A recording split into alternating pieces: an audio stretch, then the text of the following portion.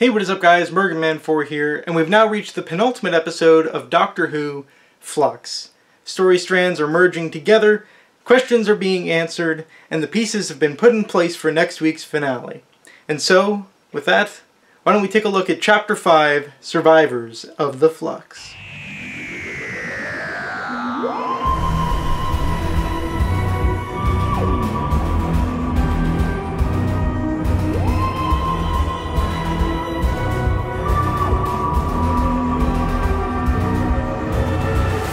So it comes as no surprise by this point that I say yet again, there's a lot going on in this episode. I've said that pretty much every episode this season because once again, we've just got a whole bunch of different story strands that are running parallel to one another, and we're starting to see them, as I said, come together now, and we're starting to get a bigger picture, but of course with one episode left, we're still not quite there. We've still got about an hour left of the story to go, and it's going to be interesting to see how it plays out because, well, I was worried that, because most of the episodes have just been adding more stuff on top and giving no real answers to anything, so I was worried that this episode would be the same.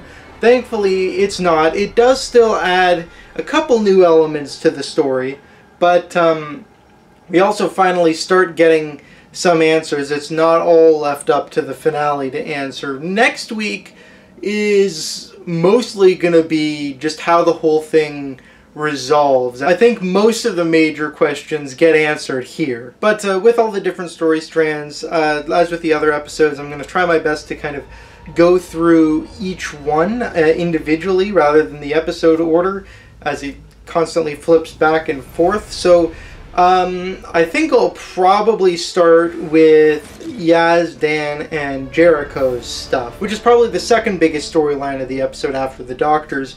And actually, I think it really would have been strong enough to carry an episode all on its own. If we were in a full-length season, I could totally see this stuff being stretched out to fill an entire episode, and it being a Doctor Light episode where we just get a cameo of the Doctor through the hologram that Yaz has later. But it's fun to kind of have a globe-trotting adventure with them as they go all across the world from like Mexico, China, and Nepal back to Liverpool. And I think these three characters have a lot of great interactions with each other. They have a lot of good chemistry. And so in a way, because of that, it is kind of a shame they don't have the episode all to themselves, because that can't be expanded upon as much as it could have been. Same with the concept that they've been stranded outside of their own time period for 3 years, especially with Dan and Jericho, who are completely new to this sort of thing. We don't really get any drama from that, which I feel like we would have had if the story could dedicate more time to that. That being said, I do really enjoy what we do get. There's kind of an Indiana Jones vibe to a lot of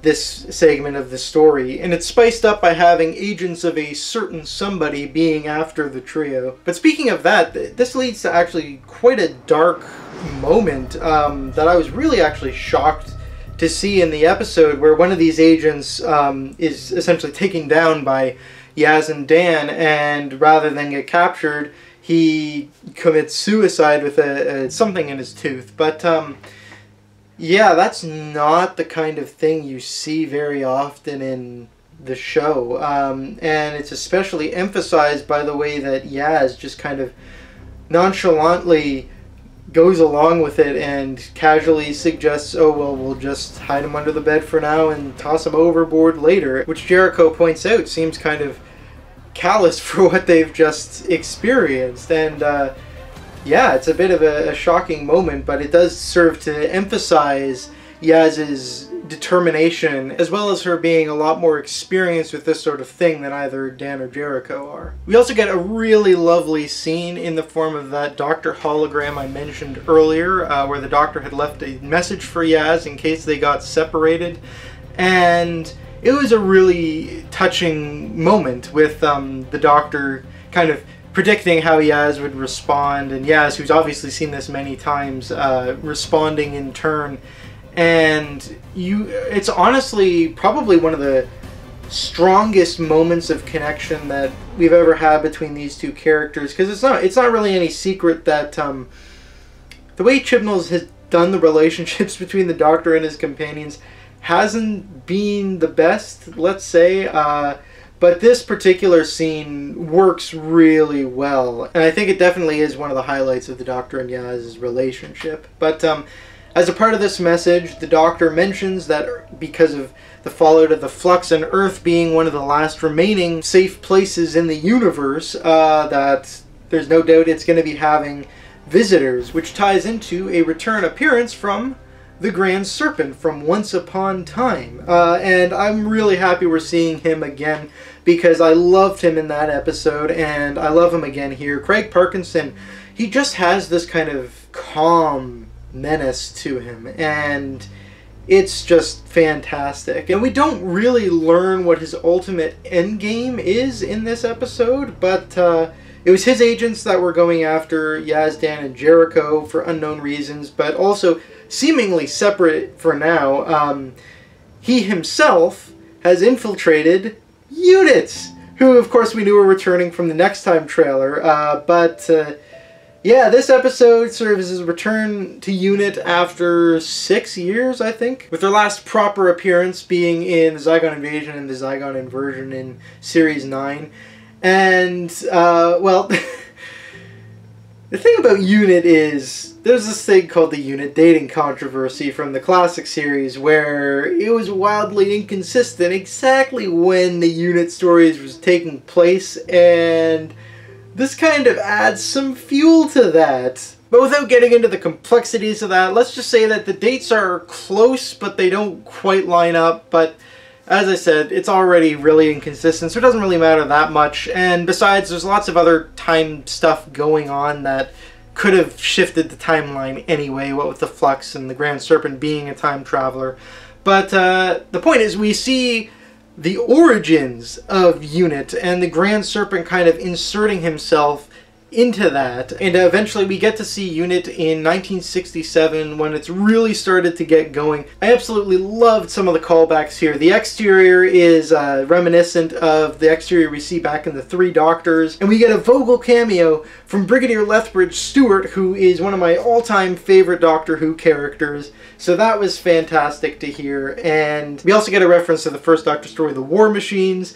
So there's just so many callbacks in this one short scene, and that's just very exciting to see. But I particularly love the whole concept of a time traveler infiltrating Unit from the very beginning and popping up throughout its history, gradually killing the people who are in charge to kind of get himself into a higher position of power there. Also that he can take advantage of the Flux situation in 2021. And so we gradually move up to around the present day. We come to 2017, which is of course the era in which Kate Stewart, the Brigadier's daughter, is leading Unit, and we get a great scene from her confronting the Grand Serpent as she realizes what he's been doing. And it's basically just an extended cameo in this episode, but we know she's going to be having a role in next week's episode as well, so I don't mind that. Just reintroducing her into the fold after 6 years away from the show. And we also actually get some expansion on what exactly happened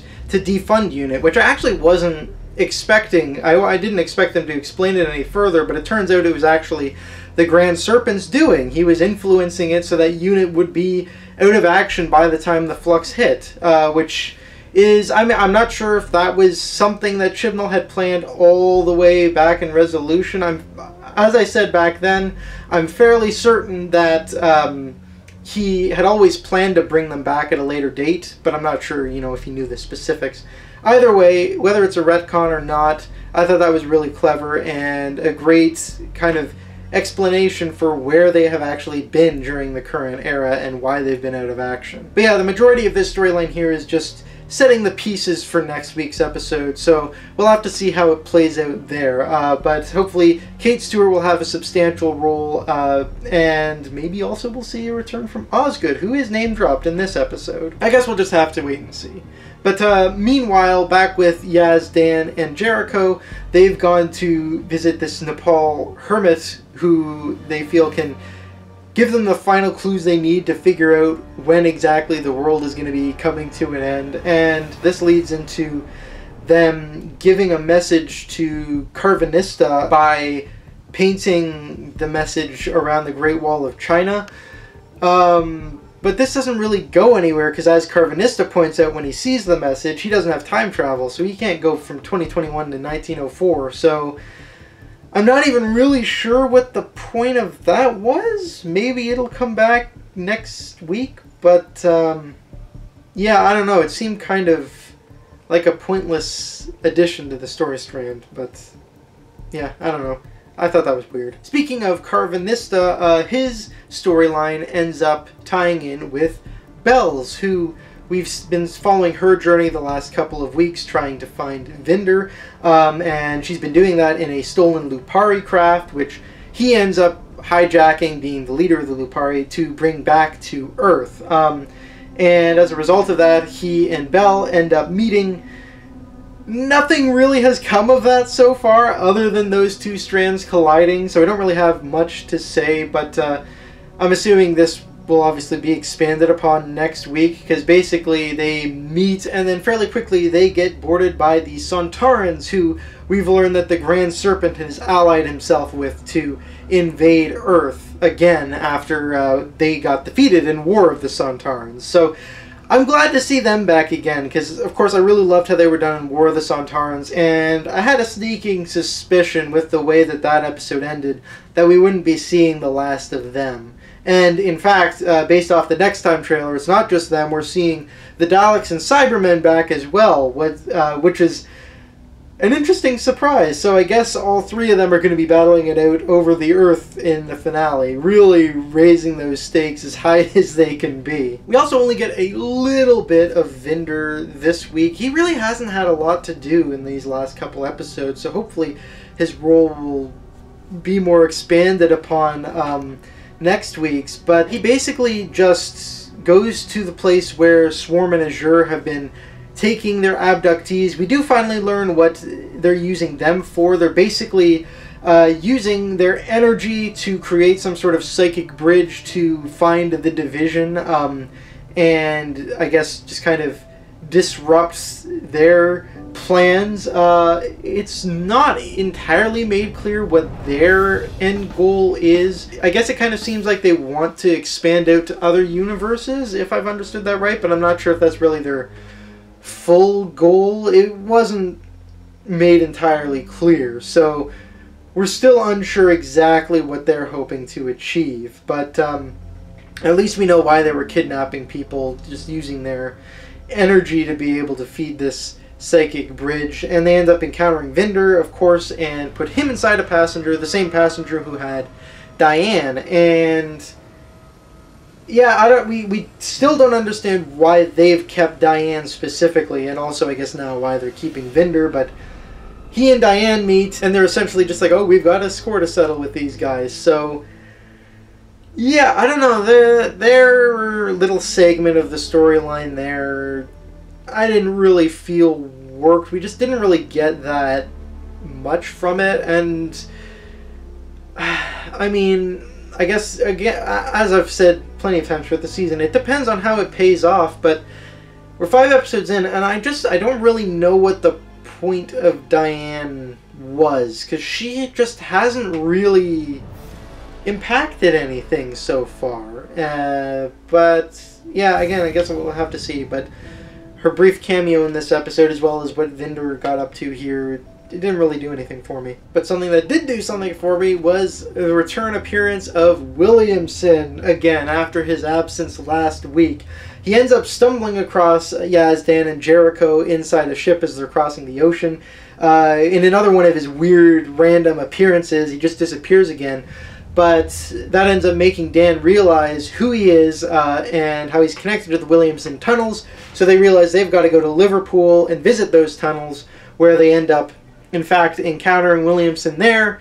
And we now learn what the purpose of the tunnels are. They actually are doorways to different areas of space and time. I assume because of the Flux, it's created those doorways, and Williamson has just kind of realized how he can access them.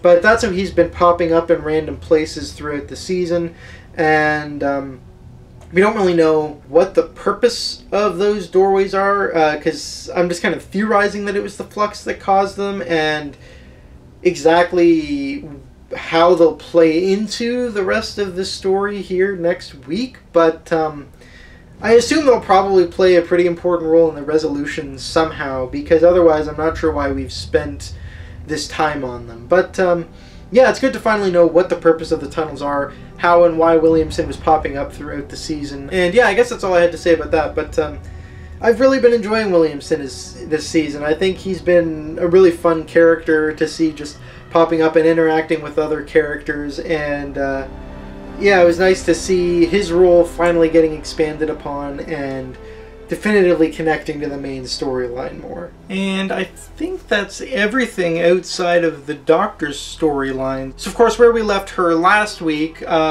was turned into a weeping angel, recalled to the Division. And I've seen people annoyed that she got turned into a regular form so quickly, basically right away when the episode starts, but that doesn't bother me at all. In fact, I would have been more surprised if she wasn't, because the main thrust of the cliffhanger was that she was being recalled to the Division.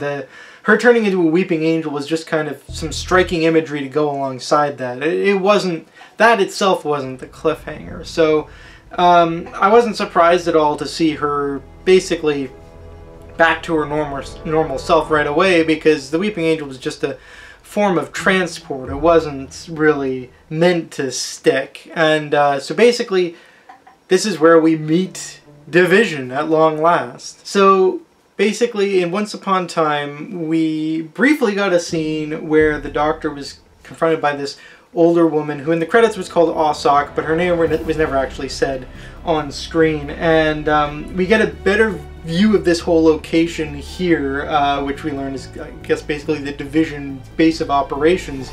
It's a really neat location. I love the design of it. I think it's realized really well. And Ossock made an immediate impression on me in Once Upon a Time and continues to here. I thought she was portrayed fantastically by Barbara Flynn. It was an excellent performance. And so basically we finally start to get some answers regarding the Division. We learn that Ossock is effectively its leader, and that the Division has been in the background shaping and influencing events across the universe to match their needs and desires. And the Division itself, why the Doctor could never find it, is situated outside of time and space, in, I guess, the void between universes. So obviously the implications of this are, of course, that Doctor Who is starting to delve a bit more into the multiverse, which the show has played around with alternative dimensions before. You've had stories set in parallel universes, you know, ones like Inferno or the Rise of the Cybermen and the Age of Steel, but this is the first time where it's really been of this scale. And of course the whole thing is, we do get a proper confirmation that the Flux was created by the Division, and that it was in fact them that released it. And so their whole thing here is they're finished with this universe, the universe that they originated in, and so they're destroying it before they move on to the next universe. And it does make me wonder what the implications of this might be going forward, because here's the thing, it's such a wide-reaching event, you've really only got a couple of options.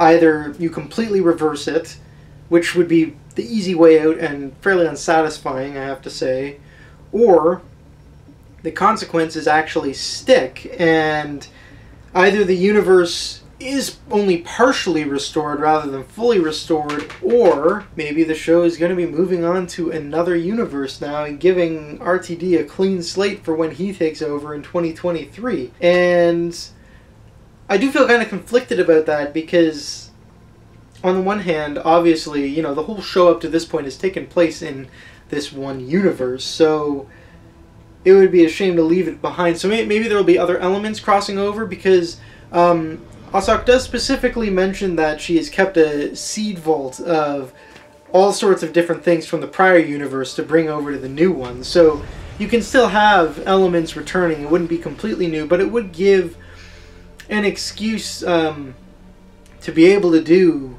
different things without having to worry about what had previously happened before. So I wonder if what might end up happening, because Earth is still surviving and is actually the epicenter of the Flux event, is maybe Earth will get transported to the new universe and its history will be preserved, but then everything else around it will be different. But I guess we'll have to wait and see, but I hope this is something that in some shape or form will have long-lasting consequences and won't just be reversed, because this is too big of a thing to just tease and then not go anywhere with. But of course, in addition to learning that the Division was the one who made the Flux, we learned why they made it, and that's basically because the Doctor, being a prior Division agent, wasn't actually supposed to go out into the universe and influence events there. Ossock mentions how she would inspire hope in people and make them rise up against oppression and control, and the Division didn't like that. But what really caught their attention was, of course, when the Doctor learned about the Division and wouldn't stop searching for it. And so basically, they're destroying the universe to protect their secrecy so that knowledge of the Division doesn't ever get out there.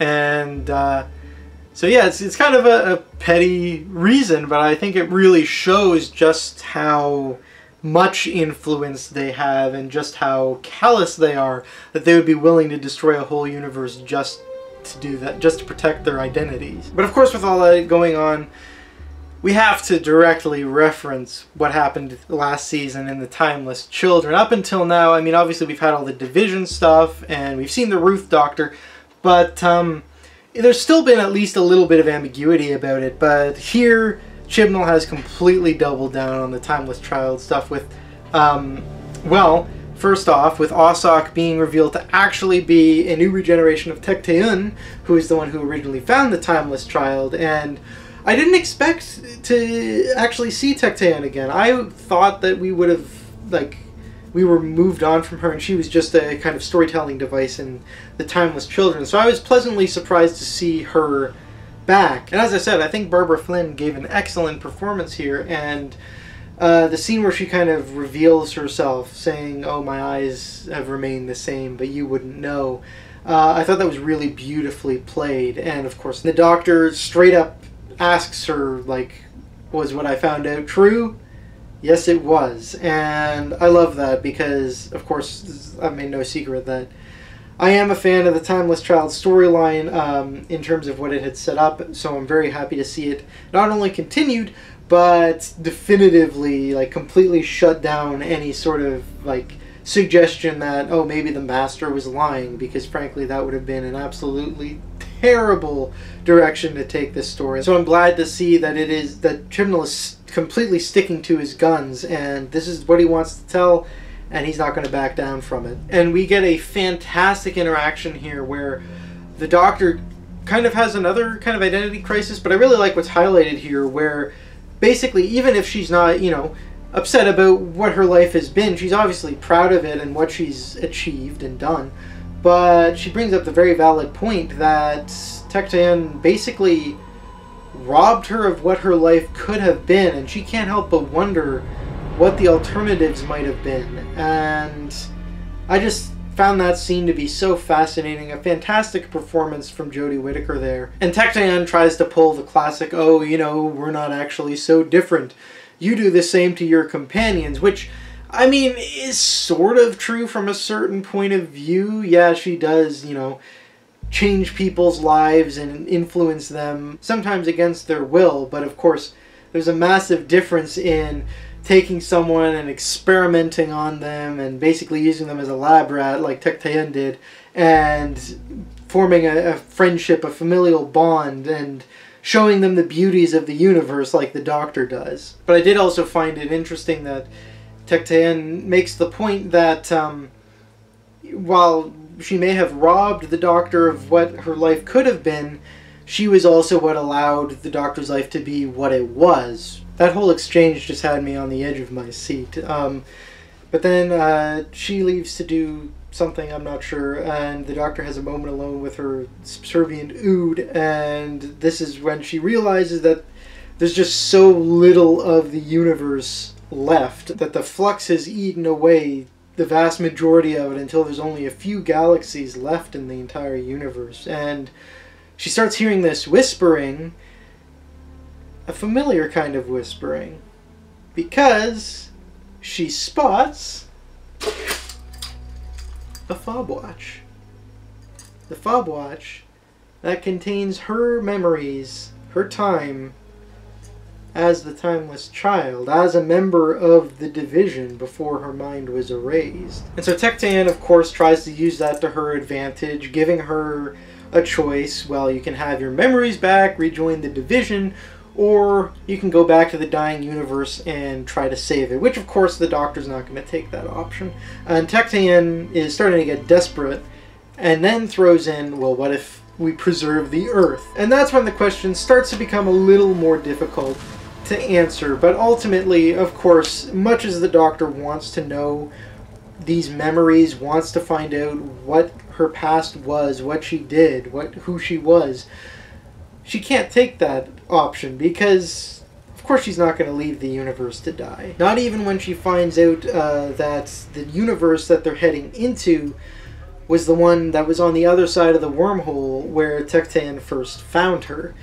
She could get answers, but I feel like, and I hope this is how it plays out, we still won't get definitive answers. The Doctor, is asking how many lives did I live, and I'm hoping that we'll still, while we've gotten answers about the division, the Doctor's past will still remain ambiguous, because one of my favorite things about the Timeless Child is that it adds some more of the mystery into the Doctor's past. We now no longer know where she originally came from, what her original species was. And I hope that mystery gets preserved. I hope that we don't actually find out for sure about that. What I think might end up happening is the Doctor learns some of those answers, but we, the audience, don't. Which would still be fine in my books, but I think I'd still prefer it if the Doctor also doesn't know.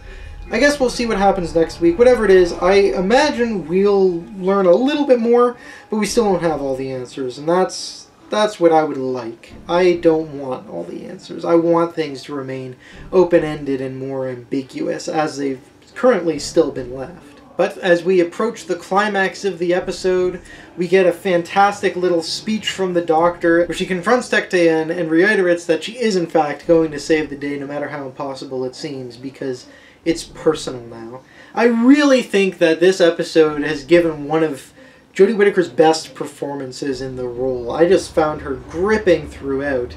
But as we reach the climax of the episode, the Ravagers show up, Swarm and Azure, catching both the Doctor and Tectean by surprise, and shockingly, Swarm ends up killing Tectean, which really helps to raise the stakes because, of course, she's the one with the answers, and now that opportunity is gone. That being said, I'm not entirely convinced that she is dead, because I feel like even though she wouldn't have expected necessarily Swarm and Azure to be able to find her and reach her, she had to have had some sort of backup plan, right? So I wouldn't be surprised if she did end up popping up again anyways, maybe even not until the specials. But I'm not fully convinced she's dead. Either way, it makes for a shocking lead up into the cliffhanger as Swarm approaches the Doctor and the credits come in. And man, I mean, there's no doubt about it, the stakes have never been higher. The entire universe at stake. We've got a big battle to happen in the next episode of Sontarans, Cybermen, and Daleks. The Doctor's whole past life is on the line with the one person who could give her answers gone. So yeah, there's a lot that's going to be riding on next week's episode and how it all wraps up. I'm glad it's an hour, but even then I wonder if an hour is going to be enough for all these different story strands, because it's a lot. And what I can say is I'm really looking forward to it, and I really liked this episode. I actually felt upon first watch that it was kind of messy, kind of similarly to how I felt about Once Upon Time. But once I gave it a second watch, things clicked into place a lot better for me, and I ended up enjoying it way more. So it actually shot up from being my second least favorite of the season to being my second favorite of the season. And I think I'm actually going to end up giving it an 8.5 because I just really loved the story developments that were going on here. I thought that the stakes were really suitably high, and I thought the drama was great in it. It really gripped me in a way that I mean, here's the thing. In terms of broader scale ideas, not just individual episode stakes, I don't even know when the last time I've been this hooked to find out what's going to happen next and where the story's going to go. So, yeah, kudos to Chimmel for that. Very excited to see how it concludes in The Vanquishers next week. And yeah, I guess with that, please leave your thoughts on Survivors of the Flux down in the comments below. So, Mergaman 4, over and out, and I'll see you next week with the finale to Doctor Who Flux.